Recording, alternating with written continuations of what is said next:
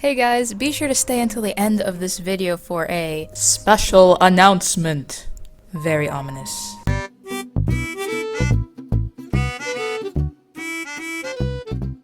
Hello, I'm Zaccura and welcome back to my channel and to my first video of 2021. It's pretty darn late. I can't believe a month is almost gone already. It's almost February, what? I was not expecting to go this long without a new video, but that's in the past now. I'm here, everything is okay now. And actually way more than okay, because if you saw the title of this video, you know that we just hit 10,000 subscribers on this channel. And by we, I mean you and me, baby. Ew.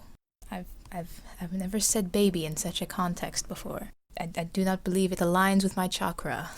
But yes, we hit 10,000 subscribers, and even though by the time this video goes up, it's already been a couple of weeks since we hit that milestone, it still blows my mind. But before I get into the sappy philosophical mumbo jumbo, you know, my specialty, I should probably mention what you're seeing. So I thought to celebrate this milestone, it would be fun if I created my own YouTube play button award thingy. As most of you probably know, YouTube gives awards to channels that reach certain milestones. The first one being when a channel hits 100,000 subscribers, you can get like a silver play button, then you get a gold play button when you hit 1 million subscribers, and a diamond play button when you hit 10 million subscribers. Side note, I cannot wait for the day when someone from the artist/illustrator community finally hits 10 million. Maybe then we'll finally get our own search category. But I digress. Since hitting 10,000 subscribers is a pretty darn awesome milestone, and since this is an artist channel, I do DIYs and all that kind of stuff, I thought it was only fitting for me to create my own play button plaque. I will talk about the specifics of how I created it later in this video, but if you are curious about any of the tools and materials I used, I will try to have them all listed down in the description box. Now, I'm not the first person to think of this idea. I've seen lots of people who have created their own play button awards for hitting different milestones like 100 subscribers, 1,000 subscribers, and so on. But for me, 10K really is a milestone that I want to remember because it's one that to me kind of represents that step up from being a small channel to a medium channel. And up until just a few months ago, I never really thought I'd ever make that step up. And warning, we're totally segueing right back into sap territory. For those who don't know, I've been making YouTube videos since 2017. Technically, my first videos were in 2015, but we do not speak of this time. So 2017 was really when I started this channel, and from the beginning, I started it with the mindset that it was a creative outlet for me to share my art journey. YouTube was a place for me to not only do the things that I love, but share it with anyone who might be interested, and hopefully also help and inspire people along the way with their art journeys, just like the many artists I would watch on YouTube whom I gained inspiration and knowledge from. And yes, it also presented this glimmer of possibility of growing an audience and having this passion develop into something sustainable for the long term. But I also never really expected that aspect. When it came to the idea of hitting milestones, even ones that are considered really small in the grand scheme of YouTube, like 100 subs or 1,000 subs or even 10,000 subs, it seemed so far away. And I dreamed about it just like anyone who starts a YouTube channel, but there's always that part of you that doesn't really think it's going to happen because of whatever reason. You're not trendy enough, you're not playing the algorithm enough, you don't have the proper equipment or enough time to invest into boosting your channel. And so when milestones were reached, like 100 subscribers and 500 subscribers, it made it all that more unexpected and something to cherish and feel really grateful for. Because with YouTube, there is no guarantee of anything. You don't know if or when you will ever hit certain milestones. You can only do your best and see what happens. This channel hit 1,000 subscribers last spring, around April 2020, almost 3 years after I started this channel. And I was so pumped and grateful, and I was like, alright, this is gonna be the biggest channel achievement for a really long time. And then out of nowhere, it just kept going. By September, we were at 5K, and we ended the year around 9.5K, and now January 2021, we hit 10,000 subscribers, and that is over 10 times the amount I had this time last year. It was so unexpected and mind-blowing to me because I never thought it would happen. Certainly not within the short amount of time that it did. And certainly not during a year like 2020. But somehow, some way, 2020 ended up becoming a year that I get to look back on and remember a lot of depressing apocalyptic craziness. But also, thanks to you guys, so much unexpected growth and support from you lovely, lovely squishies. And I have no idea what's going to happen from here. I mean, there's still so much farther to go. There's always a bigger fish on YouTube. And just like how 10K was unfathomable to me when I first started this channel, milestones like 100K seem so incredibly far away to me right now. And I'm sure that is the story no matter how high you get. People who are at 100K can't fathom 1 million, and people who are at 1 million can't fathom 10 million, and so on. But regardless of what may happen, I want this moment in time and this handmade play button to be a reminder to keep doing what I love, no matter what. Because I really feel that that is what this milestone represents. To me, it represents the idea that, yes, it is possible to grow while still being genuine and authentic to what you're passionate about. And if you do it for those reasons, then you'll be around long enough, or short enough, to actually witness those milestones.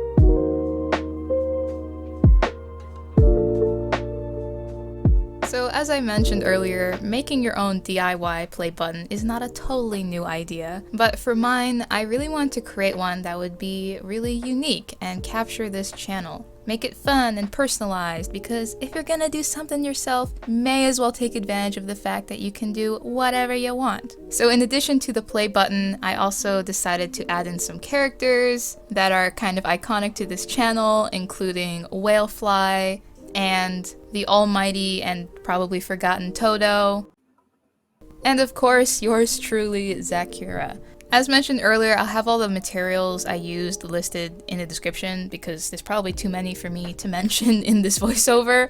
I kind of just used and grabbed whatever I had around me. But the main ingredients that went into this was a basic 8 by 10 inch shadow box, and everything inside was a combination of watercolor paper, cardstock, paints, and glue, as well as some recycled materials like foam board and chipboard to help make things look like they're floating inside of the shadow box. For the button itself, at first I thought about making it out of something 3D like clay, because like the official play buttons are 3D, or at least they used to be. I noticed that they kind of changed it lately, but anyway. Like I said, I wanted this award to reflect what this channel is about. And the main focus of this channel, as you all know, is illustration. And watercolor is one of my most frequently used mediums for traditional art, even though I do still feel like a noob whenever I use them. So I decided to paint my play button on paper. But since I went with 2D materials, I decided to try to add more 3D interest by doing some paper crafting. I thought it would be cool if the drawing of me was really actually hanging over the play button. And thus we have bald, dismembered Zacky, forever to be imprinted on your brains. You're welcome. I cannot tell you how nervous I was with having to draw the body parts separately and just hope everything would be proportional once they were glued together, especially the hair, because it has to be just right so it fits on the head. But it ended up coming out perfectly. Probably my most prideful moment of creating this thing was just having that head lock in perfectly with the hair. Ironically, you can't even tell the head and the hair are two separate pieces from far away, but I know it is, and that's all that matters.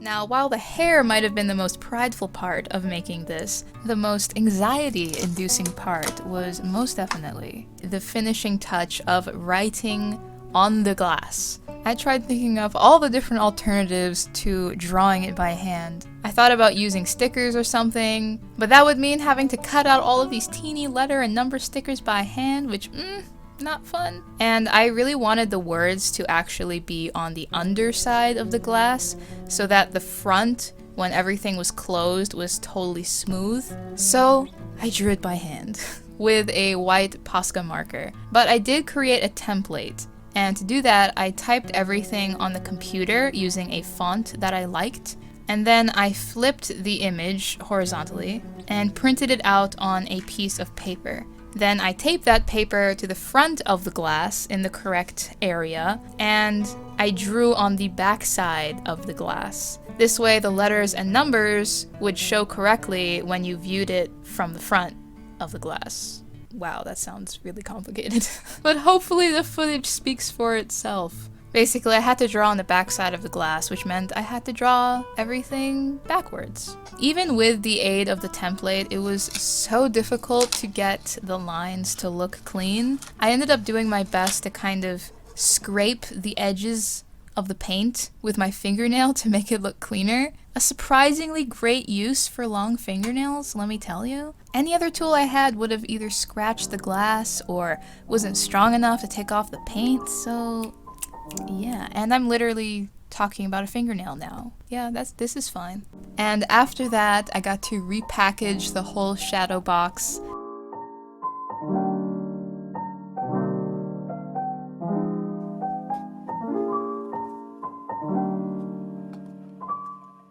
And turn it over for the grand reveal, and it was so satisfying to see it all come together, and also relieving.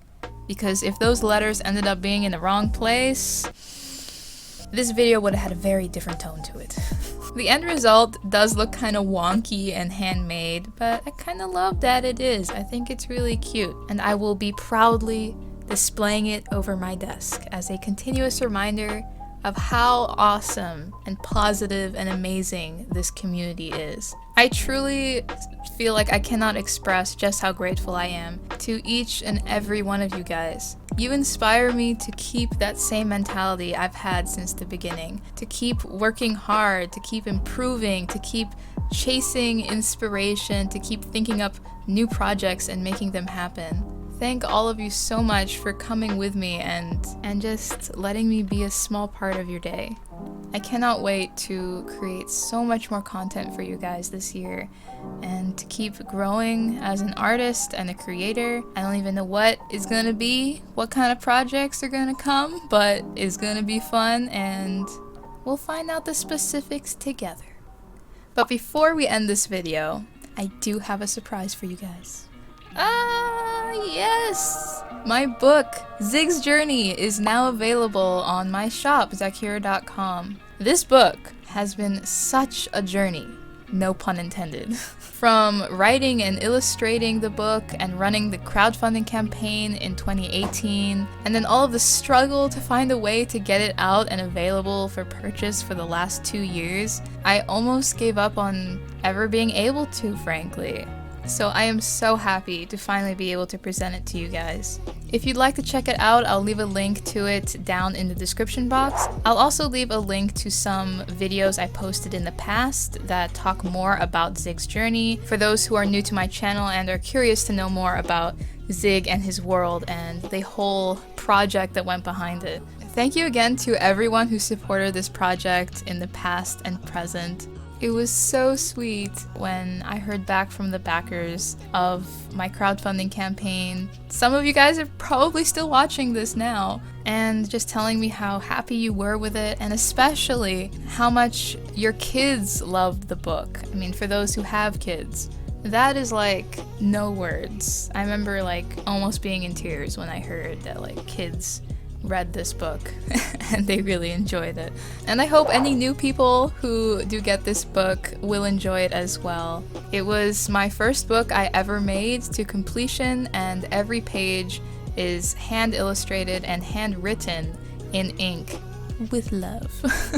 And that wraps up this video. Thank you so much for watching and listening and spending some of your day with me. I hope you enjoyed this video, and if you did, please be sure to hit that thumbs up and subscribe. Also be sure to hit that little bell so you get notified on upcoming videos. And before you go, if you have a minute, be sure to leave a comment letting me know what you think and what are you looking forward to this year. I always love hearing from you guys. As mentioned, if you'd like to check out my shop or subscribe to my newsletter, all that and more can be found over on my website, Zaccura.com. Link is down below in the description box. Until next time, stay awesome, stay inspired, always.